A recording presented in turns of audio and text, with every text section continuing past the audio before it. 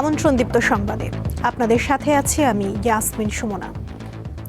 ফের পরিবর্তন এসেছে পুলিশের পোশাকে।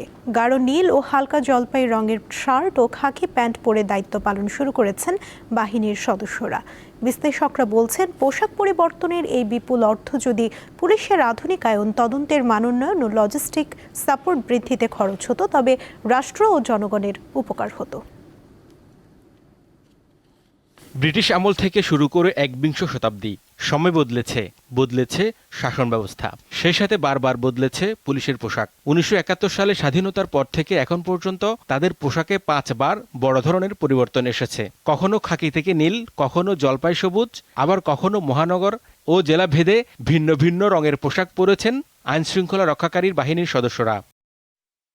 সব শেষ পরিবর্তন এসেছে 24-এর গণ অভ্যুত্থানের পর অন্তর্বর্তী সরকারের আমলে। বর্তমান স্বরাষ্ট্রমন্ত্রীর তথ্যমতে নতুন পোশাকের রং নিয়ে পুলিশ সদস্যদের আপত্তি রয়েছে, তাই আরেক দফা পরিবর্তনের সিদ্ধান্ত নিয়েছে বিএনপি সরকার। প্রজ্ঞাপন জারির পর পুলিশ ফিরেছে আগের খাকি পোশাকে। এখন জেলাসহ অন্যান্য ইউনিটের শার্ট গাঢ় নীল রঙের, সব মেট্রোপলিটন পুলিশ সদস্যদের শার্ট হালকা জলপাই রঙের, তবে সবার প্যান্টের রং খাকি। এই পরিবর্তন পুলিশ বাহিনীর মানসিকতার পরিবর্তনে কতটা ভূমিকা রাখবে? এই কলোনিয়াল পুলিশ কিন্তু পাল্টায় না, এবং যেরকম নৃশংসভাবে জুলাই অগাস্টে আমরা এই পুলিশের আচরণকে দেখেছি, এই পোশাক পরিবর্তন করলে কি এই আচরণটা থেমে যাবে? এটা একটা প্রশ্ন। যে যতই বলুক পুলিশ সংস্কার, পুলিশ অমুক তমুক, আসলে যখন চেঞ্জ করতে পারে কে, আপনি যে কোনো সিস্টেম চেঞ্জ করতে পারে তো যারা রাষ্ট্রীয় ক্ষমতায় থাকে তারাই তো পারে। কিন্তু যখনই তার ক্ষমতা আসে তখনই সব গভর্নমেন্ট মেশিনারি তাদের অনুগত হয়ে যাবে, তাদের অর্ডারে চলতে, আইনগতভাবে চলতে বাধ্য হয়। পুলিশের ভাগ্য এখন পর্যন্ত পুলিশের দ্বারা বা পুলিশের নিয়ন্ত্রক দ্বারা, পুলিশের কর্মকর্তা দ্বারা বা পুলিশ যারা পরিচালক, পুলিশ দ্বারা নিয়ন্ত্রিত হয় নাই। প্রায় 2 লাখ সদস্যের বিশাল এই বাহিনীর পোশাক পরিবর্তন মানেই শত কোটি টাকার নতুন কাপড়ের টেন্ডার, মেডেল, লোগো এবং আনুষঙ্গিক সরঞ্জামের কেনাকাটা। 2,80,000 পুলিশের জন্য পোশাক আপনার 2 সেট করে দেওয়া, তারপরে এর মধ্যে একটা তো আমাদের টেন্ডার মানে তো এর মধ্যে একটা ব্যবসা তো আছেই। একজনের লাভ হয়েছে, আরেকজনের লাভ হয় নাই, সেও লাভ চায়। এই ব্যবসায়িক মনোভাব আমলাতন্ত্রের মধ্যে রাষ্ট্রের নানা শাখা প্রশাখার মধ্যে ঢুকে গেছে। অবশ্য পুলিশ সদর দপ্তর বলছে, আরামের বিষয়টি মাথায় রেখেই আগের খাকি পোশাকে ফিরেছে পুলিশ। পারসেপশন থাকে এক ধরনের, আর অনেক সময় জনগণের একটা দাবি বা যেটা হচ্ছে জনমত যদি মনে করে যে না পোশাক পরিবর্তন হচ্ছে গিয়ে ভালো, সেক্ষেত্রে হয়তো সরকার বিবেচনা করে। তো ওই প্রেক্ষিতেই সবাইকে ব্যালেন্স করে একটা নতুন একটা পোশাক, যেটা যুগোপযোগী। আবার আরেকটা বিষয় হচ্ছে পোশাকের রঙের সাথে আবার নিরাপত্তা এবং আবহাওয়া জড়িত। তো সবগুলো বিষয় মাথায় রেখেই সরকার এই জাতীয় সিদ্ধান্ত নেয়। 24-এর গণ অভ্যুত্থানের পর পুলিশের সার্বিক সংস্কারের দাবি ওঠে বিভিন্ন মহল থেকে। তখন একটি কমিশনও গঠন করে অন্তর্বর্তী সরকার। পোশাকের রং বা নকশা যাই হোক, পুলিশের ঔপনিবেশিক চরিত্র ও হয়রানিমূলক মানসিকতার পরিবর্তনই সাধারণ মানুষের প্রত্যাশা। হেদায়েতুল্লাহ সীমান্ত, দীপ্ত সংবাদ, ঢাকা। ভারতের সঙ্গে ঐতিহাসিক ছিটমহল বিনিময়ের 11 বছর পূর্ণ হলো আজ। 2015 সালের 31শে জুলাই মধ্যরাতে বাংলাদেশ ও ভারতের মধ্যে মোট 162টি ছিটমহলের বিনিময় ঘটে। 68 বছরের বন্দি দশা থেকে মুক্তি পায় ছিটমহলগুলোতে বাস করা মানুষগুলো। তবে নাগরিকত্ব সহ নানা সুযোগ সুবিধা পেলেও কুড়িগ্রামের ফুলবাড়ী উপজেলার দাসিয়ারছড়ার বাসিন্দাদের দাবি, এখনও তারা কাঙ্ক্ষিত প্রশাসনিক সুবিধা থেকে বঞ্চিত। দাবি দাসিয়ারছড়াকে একটি স্বতন্ত্র ইউনিয়ন ঘোষণার।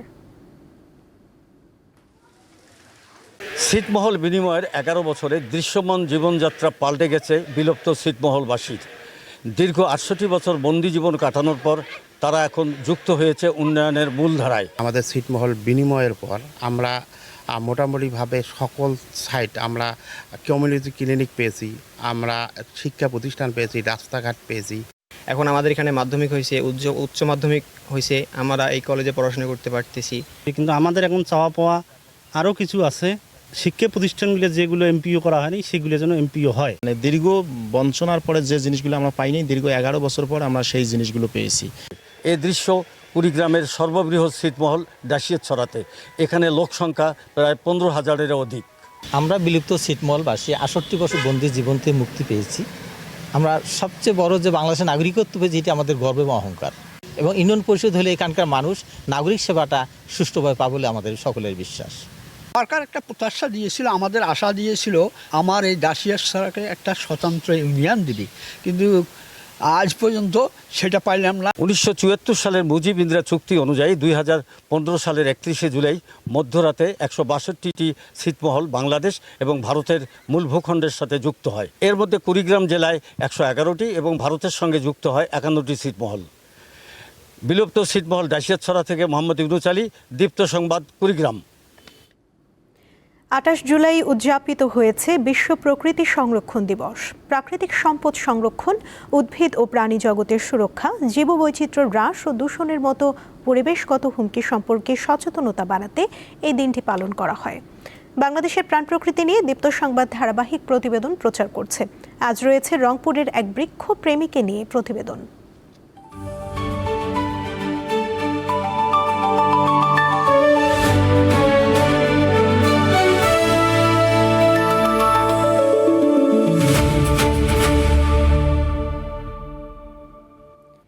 এক মুঠো ভাত নয়, এক মুঠো অক্সিজেন চাই স্লোগানে 20 বছর ধরে গাছের চারা রোপণ করছেন দিনমজুর বাদশা। রংপুরের পীরগঞ্জের বাদশা মিয়ার রোপণ করা গাছের ফলের স্বাদ নেন এলাকার সর্বস্তরের মানুষ। গাছের ছায়ায় বসে প্রাণ জুড়ায় পথচারীরা। এক মুঠো ভাত নয়, এক মুঠো অক্সিজেন চাই স্লোগানে 20 বছর ধরে বৃক্ষরোপণ করছেন দিনমজুর বাদশা মিয়া। আমরা আছি রংপুরের পীরগঞ্জের মিষ্টা গ্রামে। শুনতে চাই তার মুখ থেকেই তার এই বৃক্ষরোপণের গল্প। একটু শুনতে চাই যে কতদিন থেকে আপনি গাছ লাগান, শুরুটা কিভাবে হয়েছে? যখন চারার ব্যবসা করি তখন গ্রামগঞ্জে বহু গরিব দুঃখী পাওয়া যায়, পয়সা অভাবে নিবে পায় না। আমি তো এক গরিব, তা সত্ত্বেও আমি ওদের ঘরে বলি যে বাবা তোমাকে একটা গাছ আমি দেবো, আমাকে একটা তালা লাঠি দেওয়া লাগবে। হয়তো তারা সংগ্রহ করে দেয় বা দিবে চায়, আমি একটা গাছ গাড়ি দিই। এইভাবে গাঁতি তখন আলাদায় আমি নতুন বাড়ি পাই ছেড়ে দেই, জুম্মা ঘরে দেই। সরকারও বলে যে গাছ লাগাও, দেশ বাঁচাও। আমার তো পরিধান নেই, আমার কোনো সম্পদে দেখছি না তো আমার বাড়ি। আম গাছ, কাঁঠাল গাছ, যেটা আমার মনে চায় আমি ভেতরে ভেতরে বসা দিয়েছি। আমার এটা ধান্দা, আমার অন্য কোনো কথাই ভালো লাগে না। চারটে আমি গাছ গাড়ব, আমি শান্তি। গত 11 জুলাই ঢাকার আব্দুল করিম সাহিত্য বিষয়ক মিলনায়তনে দ্বিজেন শর্মা পরিবেশ পদক 2025-এর বৃক্ষশাখা সম্মাননা পেয়েছেন বাদশা। এ সম্পর্কে তার অনুভূতি জানতে চাই আমরা। এই যে একটা প্রাইজ পানো, টাকা পানো, আমি আনন্দ। এই বয়সে আমার খুব কষ্ট হলে আমি এখন খুশি। এ যাবতে আমার গাছ নাহলে 30,000-এর কাছে গেছে। বয়সের ভারে বাদশা নুয়ে পড়লেও তার গাছগুলো এখন চিরযৌবনা। তার তেমন কোনো চাওয়া নেই, কিন্তু সরকার যদি তাকে পৃষ্ঠপোষকতা করে, তার হয়তো এই যে বৃক্ষরোপণের যে এক মুঠো ভাত নয়, এক মুঠো অক্সিজেন চাই যে স্লোগানে যে তার বৃক্ষরোপণের কর্মসূচি, সেই কর্মসূচি কিন্তু অব্যাহত থাকবে, তিনি কিন্তু এটাও জানিয়েছেন। ফেরদৌস জয়, দীপ্ত টেলিভিশন। এবারে থাকছে উদ্দীপ্ত, যা কিছু ভালো ও উদ্দীপনার।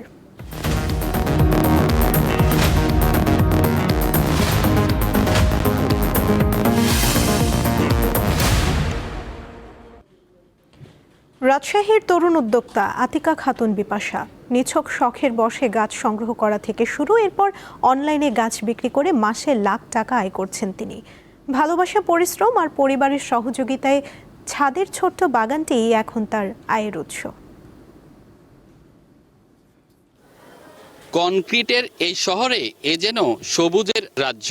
টবে সারি সারি কাঠগোলাপ, কামিনী, বেলি, অ্যাডেনিয়াম সহ বিভিন্ন প্রজাতির নানা ধরনের ফুলের গাছ। পাশেই রয়েছে থাই মাল্টা, আনার, ড্রাগন সহ বিভিন্ন প্রজাতির ফলের গাছও। এই সবুজ স্বপ্নের কারিগর রাজশাহীর তরুণ উদ্যোক্তা আতিকা খাতুন বিপাশা। এই গল্পই শুনবো তার কাছ থেকে। 2018 সাল থেকেই ছাদে বাগান করা শুরু করে দিই, আমার শখের গাছ সংগ্রহ করা শুরু করে দিই। ফেসবুকে বিভিন্ন গাছের গ্রুপ থাকে, সেই গাছের গ্রুপে আমি বিভিন্ন গাছের গ্রুপের সঙ্গে যুক্ত হই এবং সেখানে নানা ধরনের গাছের কোয়ালিটি আমি দেখি। তারপরে আমি যেসব গাছগুলো লাগাই, সেই গাছগুলো যখন বিভিন্ন জায়গার মানুষকে আমি অনলাইনের মাধ্যমে গাছ গিফট করা আমি শুরু করি। ছোট ছোট গাছ কুরিয়ারের মাধ্যমে প্যাকেট করে করে আমি পুরো বাংলাদেশে গিফট করতাম। তারপর থেকে আমি ভাবলাম, চিন্তা করলাম যে আমি কেননা কিছু যদি আমি গাছ সেল করতে পারি, আমি তাহলে নতুন কালেকশন বাড়াতে পারবো। তারপরে আমি কিছু কিছু করে অল্প অল্প করে সেল পোস্ট দেওয়া শুরু করি, কিন্তু একদম শুরু থেকেই আমি খুব ভালো সাড়া পাই এবং প্রথম অবস্থাতেই আমার প্রায় 50,000 টাকার মতো অর্ডার চলে আসে। তারপরে তখন থেকেই আমি গাছ এই সেলিংটা আমার শুরু হয়ে যায় অনলাইনের মাধ্যমে। অনলাইনে আমি পুরো বাংলাদেশে গাছ সেল করে থাকি, আর হোম ডেলিভারির মাধ্যমে পুরো বাংলাদেশে আমাদের গাছগুলো প্যাকেটিং করে সুন্দর করে আমরা একদম বাড়িতে পৌঁছে দেওয়ার ব্যবস্থা করে দিই। আর প্রতি মাসে আমার এই গাছ নিয়ে প্রায় 30 থেকে 40,000 টাকা আর্নিং তো আছেই, আর সেই সাথে যখন আমাদের সিজন হয় সেই সময় লাখ টাকাও পার হয়ে যায় এই গাছের থেকে আর্নিংটা।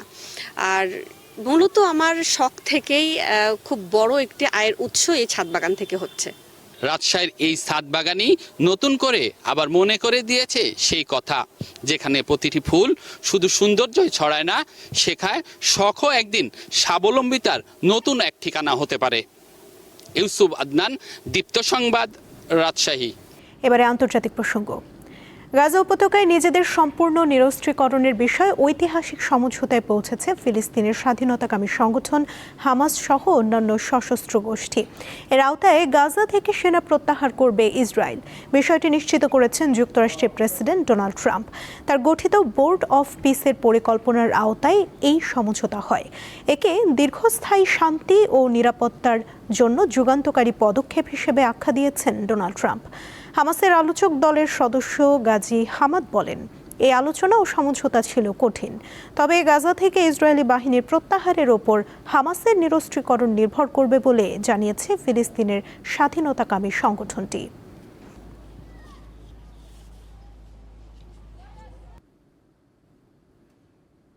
দীর্ঘ বৈরিতা কাটিয়ে ইসরায়েলের সঙ্গে একটি যৌথ নিরাপত্তা চুক্তি করতে চায় সিরিয়া। এই লক্ষ্যে জোর তৎপরতা চালাচ্ছে দামেস্ক। পশ্চিম এশিয়ায় স্থায়ী শান্তি আনতে সংঘাত এড়িয়ে সমাধানের লক্ষ্যেই এই চুক্তির চেষ্টা বলে জানান সিরিয়ার প্রেসিডেন্ট আহমেদ আল শারা। তবে ইসরায়েলের অবৈধ দখলে থাকা গোলান মালভূমির বিষয়ে কোনো আপোষ করা হবে না বলেও জানান তিনি। অস্থিরতা আর ধ্বংসের সাক্ষী পশ্চিম এশিয়ার ভূ রাজনীতি, আর সেই ভূ রাজনীতিতেই এবার অভাবনীয় ও অবিশ্বাস্য এক নতুন মোড়।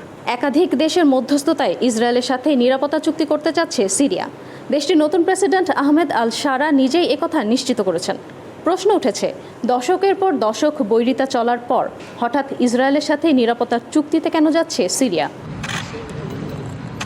সম্প্রতি দক্ষিণ সিরিয়াতে স্থল ও বিমান হামলা বাড়িয়েছে ইসরায়েলি বাহিনী।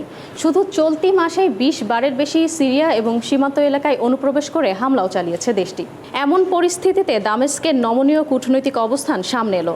সংবাদ মাধ্যম আল জাজিরার এক অনুষ্ঠানে সিরীয় প্রেসিডেন্ট জানান, ইসরায়েলের সঙ্গে সরাসরি সংঘাত এড়িয়ে একটি নিরাপত্তা চুক্তির মাধ্যমে বৃহত্তর সমাধানের পথ খুঁজছেন তিনি। তবে প্রশ্ন উঠেছে, এই সমঝোতার মাধ্যমে কি সিরিয়া তার ঐতিহাসিক অবস্থান থেকে সরে এসেছে? না।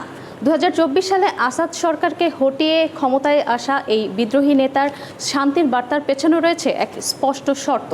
1981 সাল থেকে ইসরায়েলের অবৈধ দখলে থাকা গোলান মালভূমির অধিকার নিয়ে কোনোভাবেই আপোষ করবে না সিরিয়া। সিরিয়া ও ইসরায়েলের মাঝের বাফার জোনকে বলা হয় গোলান মালভূমি। 1967 সালের আরব ইসরায়েল যুদ্ধের পর থেকে সিরিয়ার এই অঞ্চল গোলান মালভূমি অবৈধভাবে দখল করে রেখেছে ইসরায়েল। এমনকি জাতিসংঘ গোলান মালভূমি দখল করে রাখা ও এই অঞ্চল দিয়ে সিরিয়ায় ইসরায়েলি বাহিনীর অনুপ্রবেশ ও হামলার নিন্দা জানিয়েছে।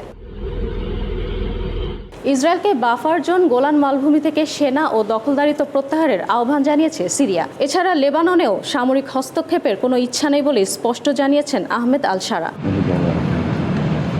ইসরায়েলি অভিযান ও দখলদারিত্ব চলতে থাকলে পশ্চিম এশিয়াতে শান্তি প্রতিষ্ঠা সম্ভব নয়।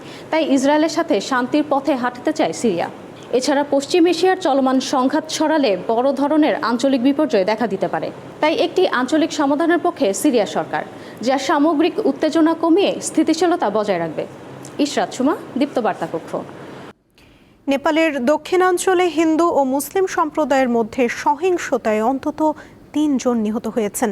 উত্তপ্ত পরিস্থিতি নিয়ন্ত্রণে বৃহস্পতিবার থেকে সোনসারি সহ আশপাশের এলাকায় কারফিউ জারি করেছে কর্তৃপক্ষ। এছাড়া জাতির উদ্দেশ্যে দেয়া ভাষণে সবাইকে শান্ত থাকার আহ্বান জানান দেশটির প্রধানমন্ত্রী বালেন্দ্র শাহ। জানা গেছে, গত রোববার ভারতের সীমান্তবর্তী সোনসারি জেলার একটি গ্রামে হিন্দুদের একটি শোভাযাত্রায় উচ্চ শব্দে গান বাজানো এবং ধর্মীয় পতাকা নিয়ে বিরোধের জেরে সংঘর্ষের সূত্রপাত। পরিস্থিতি নিয়ন্ত্রণে আনতে পুলিশ গুলি চালালে 2 জন নিহত হন। এরপর বৃহস্পতিবার কারফিউর মধ্যে পাশের সিরাহা জেলায় বিক্ষোভের সময় আরও 1 জন নিহত হন। এবারে খেলার খবর।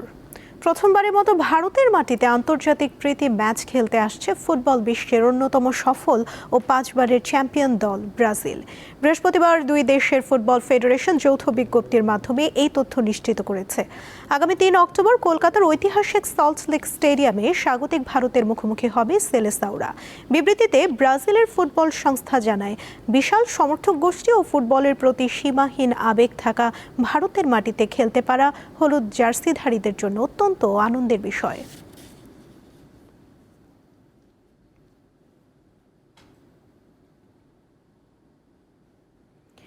বিশ্বকাপ সহ নিজেদের টুর্নামেন্টগুলোর শেয়ার বা মালিকানা বেসরকারি বিনিয়োগকারীদের কাছে বিক্রির পরিকল্পনা নিয়ে তীব্র বিরোধের মুখে পড়েছে ফিফা। এর মধ্যে উয়েফা সহ 96টি দেশ বিশ্বকাপ বয়কটের হুমকি দিয়েছেন। অবস্থা বেগতিক দেখে ফিফা সভাপতি জিয়ান্নি ইনফান্তিনো জানান, এ বিষয়ে আলোচনা ও পরামর্শ প্রক্রিয়া অব্যাহত রাখবে। ইউরোপীয় ফুটবলে নজিরবিহীন এক অবস্থান নিয়েছে উয়েফা। ফিফা সভাপতি জিয়ানি ইনফান্তিনোর বিশ্বকাপের বাণিজ্যিক স্বত্বের একটি অংশ বেসরকারি বিনিয়োগ প্রতিষ্ঠানের কাছে বিক্রির পরিকল্পনার প্রতিবাদে বিশ্বকাপ সহ ফিফার সব ধরনের প্রতিযোগিতা বয়কটে ঘোষণা দিয়েছে ইউরোপের 55টি সদস্য দেশ। বৃহস্পতিবার অনুষ্ঠিত এক জরুরি ভার্চুয়াল বৈঠকে উয়েফার সদস্য 50টি দেশ ফিফার পরিকল্পনাটির বিরুদ্ধে তীব্র আপত্তি জানায়। আলোচনা শেষে উয়েফা ঘোষণা দেয়, পরিকল্পনাটি প্রত্যাহার না হওয়া পর্যন্ত তাদের কোনো সদস্য দেশ ফিফা আয়োজিত কোনো প্রতিযোগিতায় অংশ নেবে না।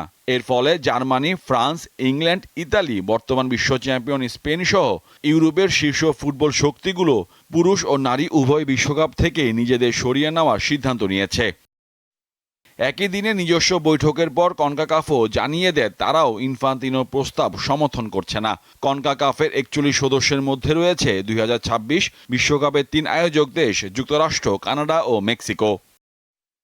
চলতি সপ্তাহের শুরুতে ইনফান্তিনো ঘোষণা দেন ফিফার বাণিজ্যিক কার্যক্রম পরিচালনাকারী প্রতিষ্ঠান ফিফা ফরওয়ার্ড এন্টারপ্রাইজের একটি অংশ বিক্রি করে প্রায় $20 মিলিয়ন সংগ্রহের পরিকল্পনা করা হয়েছে। প্রস্তাব অনুযায়ী বিনিয়োগকারীরা ভবিষ্যতে বিশ্বকাপে সম্প্রচার সত্ত্ব, বাণিজ্যিক আয় এবং বিভিন্ন ব্যবসায়ী সিদ্ধান্তে দীর্ঘমেয়াদী প্রভাব বিস্তারের সুযোগ পাবে। ফিফার প্রস্তাব অনুযায়ী পরিকল্পনাটি অনুমোদিত হলে 2037 সাল পর্যন্ত সংস্থাটির 211টি সদস্য দেশের প্রতিটি ফুটবল অ্যাসোসিয়েশন $80 মিলিয়ন বেশি অর্থ পাবে। এজন্য সদস্য দেশগুলোর মতামত জানতে 19 সেপ্টেম্বর পর্যন্ত সময় নির্ধারণ করা হয়েছে এবং সাধারণ সংখ্যাগরিষ্ঠ ভোট পেলেই প্রস্তাবটি পাশ হওয়ার কথা ছিল।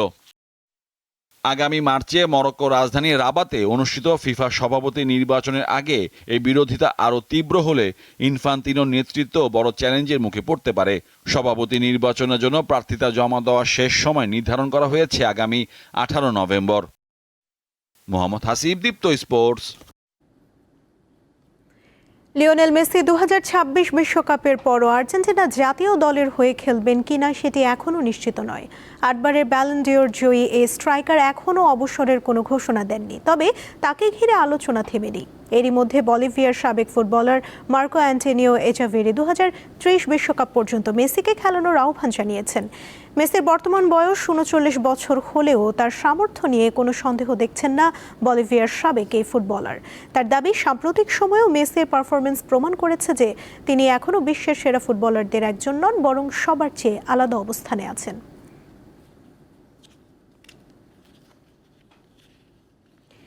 এশিয়ান লেজেন্ডস লিগের দ্বিতীয় আসরে বাংলাদেশ টাইগার্স দলের অধিনায়ক হয়েছেন অলরাউন্ডার সাকিব আল হাসান। ফলে অনেকদিন পর আবারও অধিনায়কত্ব করতে দেখা যাবে তাকে। আন্তর্জাতিক ক্রিকেটের বাইরে থাকা সাকিবের এই লেজেন্ডস টুর্নামেন্টে নেতৃত্ব দেওয়ার খবরটি ক্রীড়াঙ্গনে বেশ সাড়া ফেলেছে। এশিয়ান লেজেন্ডস লিগ নিজেদের অফিসিয়াল ফেসবুক পেজে 16 সদস্যের বাংলাদেশ টাইগার্স দল ঘোষণা করেছে।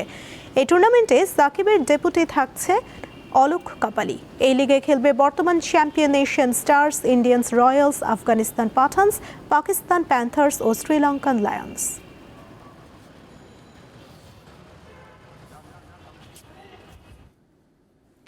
ইংল্যান্ড টেস্ট দলের প্রধান কোচ হিসেবে ৩ বছরের চুক্তিতে ২০২৮ সালের ডিসেম্বর পর্যন্ত নিয়োগ পেলেন নিউজিল্যান্ডের সাবেক অধিনায়ক স্টিফেন ফ্লেমিং। অধিনায়ক হিসেবে ফিরেছেন জো রুট। ২০১৭ থেকে ২০২২ পর্যন্ত ৬৪টি টেস্টে ইংল্যান্ডকে নেতৃত্ব দেওয়া রুট আবারও নেতৃত্বে ফিরলেন বেন স্টোকসের বিদায়ের পর। তবে পাকিস্তানের বিপক্ষে আসন্ন টেস্ট সিরিজের ডাগআউটে থাকছেন না ফ্লেমিং। ওই সিরিজে অন্তর্বর্তী কোচ হিসেবে দায়িত্বে থাকবেন মার্কাস ট্রেসকোথিক। ফ্লেমিং আনুষ্ঠানিকভাবে দায়িত্ব নেবেন সাউথ আফ্রিকা সিরিজের আগে।